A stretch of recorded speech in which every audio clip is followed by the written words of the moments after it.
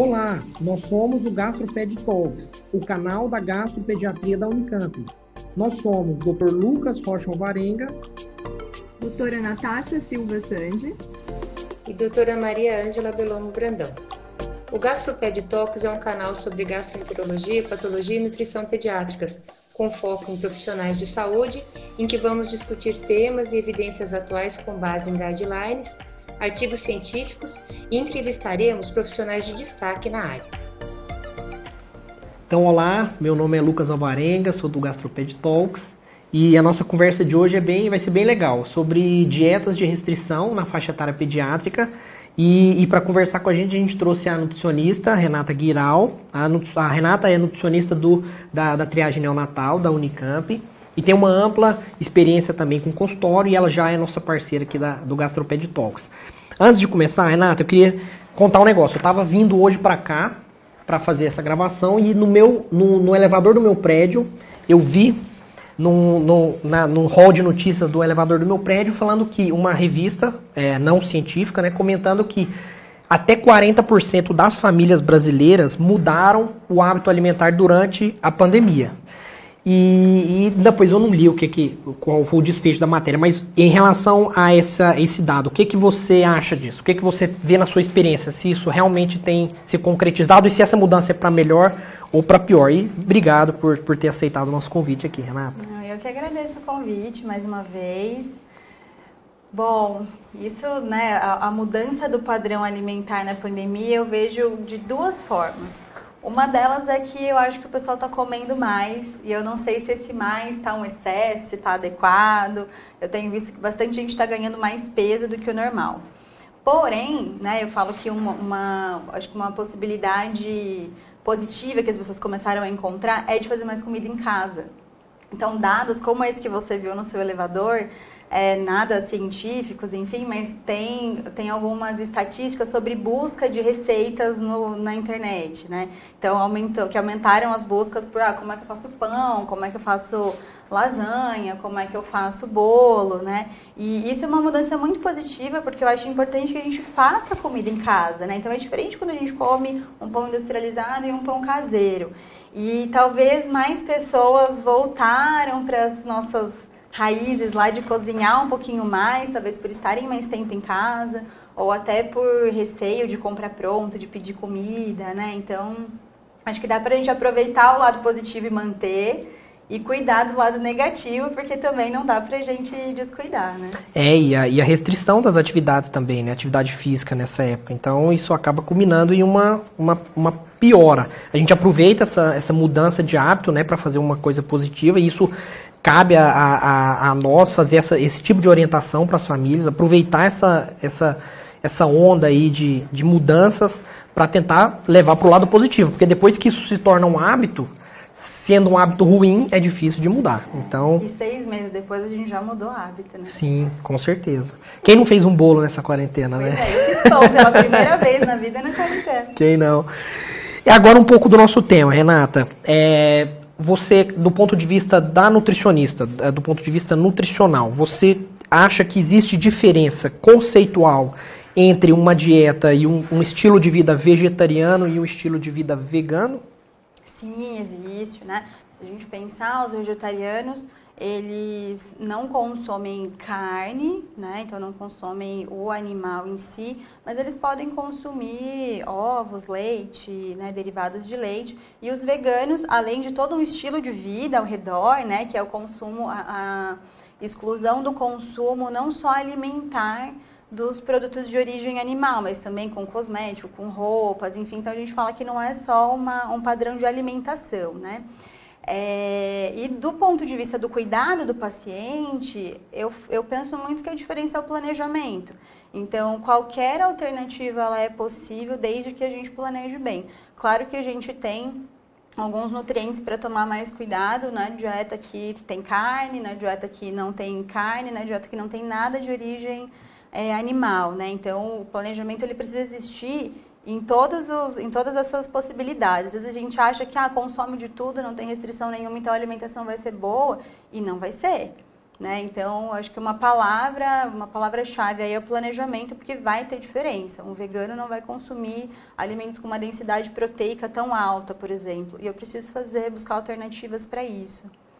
E isso é interessante porque isso é individualizado, né, Renato? Não tem como a gente fazer a mesma orientação para famílias diferentes que levam estilos de vidas diferentes, né? Eles podem optar por ter um estilo de vida em que eles não consomem proteína de origem animal. Isso vem, inclusive, aumentando a prevalência e vem diminuindo, uma coisa interessante, que vem aumentando a prevalência dessas famílias que estão adotando esse estilo de vida, mas vem diminuindo a idade das pessoas que começam esse estilo de vida. Na pediatria, a gente não tinha esse assunto em pediatria há alguns anos atrás. Hoje a família se adaptou e isso envolve as crianças também, cada vez mais precoce.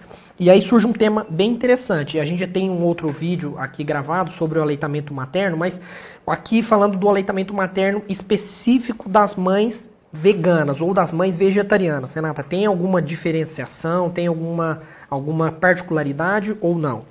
Para a mãe, a gente precisa que ela receba tudo de nutriente, tanto para ela ficar saudável, né, assim como se ela não fosse vegetariana ou vegana, mas fora isso, o leite materno é suficiente. A gente não precisa suplementar nada em específico para o bebê, só porque a mãe não come nenhum produto de origem animal ou não come carne, por exemplo. Mas aí volta lá na história de planejar a alimentação da mãe, né? Eu brinco que às vezes, assim, pode faltar para a mãe o nutriente, o corpo vai dar um jeitinho, né, de deixar faltar o mínimo possível no leite.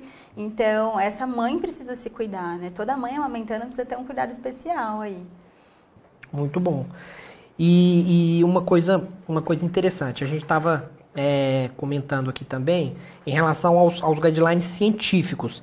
Não existe, né, Renata, eu acho que é interessante você também colocar o posicionamento da nutrição, nem um guideline específico de suplementação de nenhum tipo de macro ou micronutriente para mães ou para pacientes vegetarianos ou veganos. Eu acho que é uma avaliação individual, não é isso? Não, perfeito. É muito a gente olhar. A nutrição olha muito o que as pessoas estão consumindo, né, para tentar fazer o ajuste o máximo possível, inclusive através do alimento, que a gente sabe que vai ter uma absorção melhor, né, uma biodisponibilidade melhor desses nutrientes.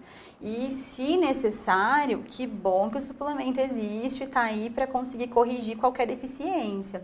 Mas não tem um protocolo, assim, sabe? Uma receita lá pronta na gaveta, entrou no consultório o paciente que a mãe é vegetariana ou que a criança começou com a alimentação complementar e a família é vegana e não, tem que sair daqui obrigatoriamente com isso, né?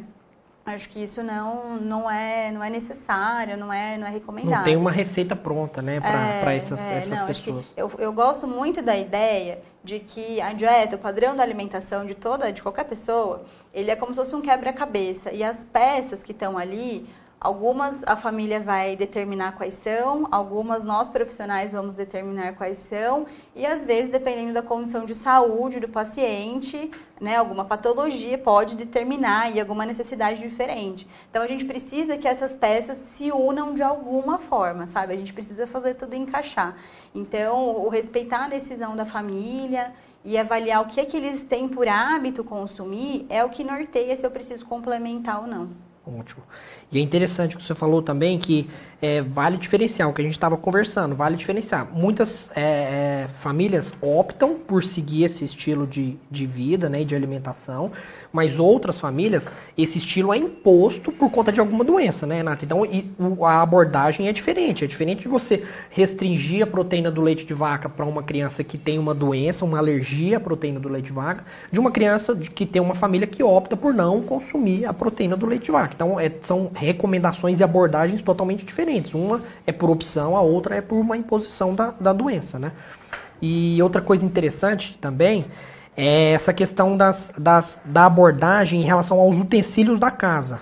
Todo paciente, aí falando já de doença, né? Todo paciente que tem algum tipo de alergia ou alguma doença que tem que demanda um tipo de restrição alimentar, eles têm por hábito ou por, às vezes, orientação de pessoas próximas a mudarem todo o cenário da casa, uma mudança totalmente radical. E o que você acha? Você acha que isso é necessário sempre, não é? Você acha que é possível não ter que fazer toda essa adaptação?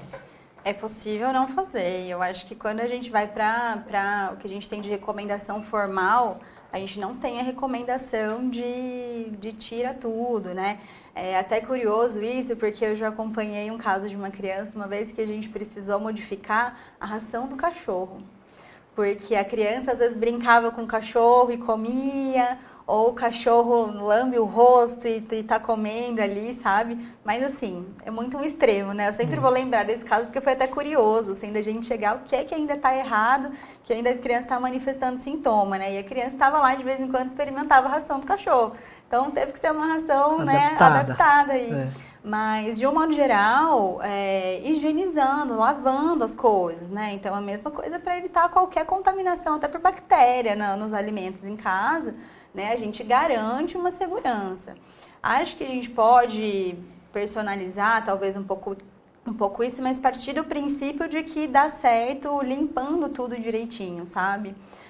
A gente não tem recomendação formal de que todo mundo precise trocar, não pode usar, né, nada. Acho que para casos extremos, né? Casos muito, muito específicos. E às vezes, assim, alguma coisa, né, de superfície que você não consegue limpar. Então, por exemplo, uma tábua de carne de madeira, que você não limpa direito aquilo ali. Não era nem pra gente ter em casa para usar no dia a dia, era para usar uma de vidro que você limpa e aí não teria problema, sabe? Acho que talvez o tipo de material como um todo, porque pode acumular contaminante ali de nutriente que daria alergia, mas pode acumular bactéria. Então seria essa troca, assim, que eu acho que seria mais básica, interessante. Assim, higiene, nada muito exagerado, né? Por fim, dois mitos interessantes quando a gente fala de dietas de restrição como um todo. O primeiro deles, a gente conversou no vídeo na reunião de leites vegetais, que é essa questão da intoxicação pelo arsênico em fórmulas à base de arroz. Isso existe, não existe, é mito, é verdade? O que você acha? Não existe, a possível contaminação é muito baixa, a gente não tem na literatura, pelo menos eu desconheço, pode ser, né, claro que tenha, mas eu desconheço qualquer evidência de que, assim, é um risco grande. Então, até porque a gente pensar, né, principalmente se a gente estiver falando de fórmula infantil, tem tanto critério para você conseguir colocar uma fórmula infantil no mercado, né, que dá até uma segurança pra gente. E se a gente falar das bebidas vegetais à base de arroz, né, que a gente compra em supermercado, que não são feitas especificamente para pediatria, a gente não tem evidência de que teria um nível de contaminação tão aumentado. Então, eu acho que isso não é uma preocupação necessária. Com certeza.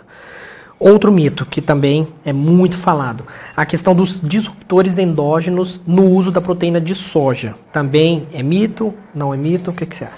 Também é mito. A gente tem alguns relatos de caso, até publicados, assim, sobre isso, mas até com um consumo muito aumentado. Então, assim, uma criança que em todas as refeições do dia, o tempo inteiro ela está comendo algum derivado de soja e ainda assim é meio que aquilo, né? Não sei se talvez não foi uma coincidência, né? A gente teria que pegar mais pessoas fazendo isso, tendo esse padrão, até para ver se essa associação existe de fato ou não, né? Mas eu acho que é mais uma especulação que a gente tem. A ciência mostra que não, assim, que é seguro, que não são níveis que vão acarretar, né? Quando a gente pensa no efeito da isoflavona, por exemplo, até o efeito positivo que ela vai ter, né? Às vezes, principalmente em mulheres mais velhas, pré-menopausa, enfim, você não consegue via alimento, né? A gente não consegue ter essa função. Então, nem se a gente quisesse ter alguma alteração, é difícil via alimento de uma forma natural, de suplementar esse componente isolado. Então, é uma outra possibilidade que eu acho muito válida da gente usar, sabe? Da gente tirar um pouquinho do preconceito, né? Exatamente. Com a fórmula de soja, se for necessário. O que a gente tem discutido é que cada vez mais as fórmulas infantis feitas por boas indústrias, elas estão cada vez mais sendo bem recomendadas e bem feitas, né, Renata? É um nível de recomendação, é um nível de cuidado que eles têm que ter, até por questão de legislação, muito maior do que um alimento de prateleira do supermercado, né? Então, eu acho que vale a pena a gente conhecer as fórmulas, conhecer a dieta da família, né? Até agora falando do nosso tema, conhecer a dieta da família, individualizar aquilo ali para a gente fazer uma boa orientação. É isso?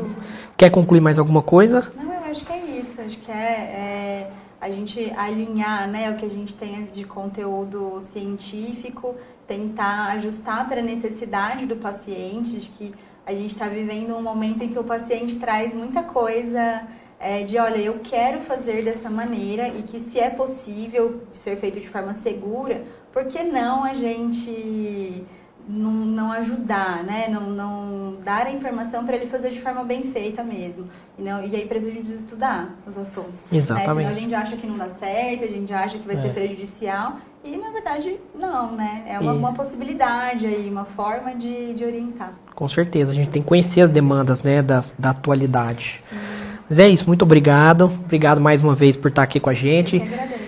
Quem ainda não assistiu, também assista o vídeo de leites vegetais, que a gente teve com a participação da Renata também. E é isso aí. Nos vemos no próximo episódio.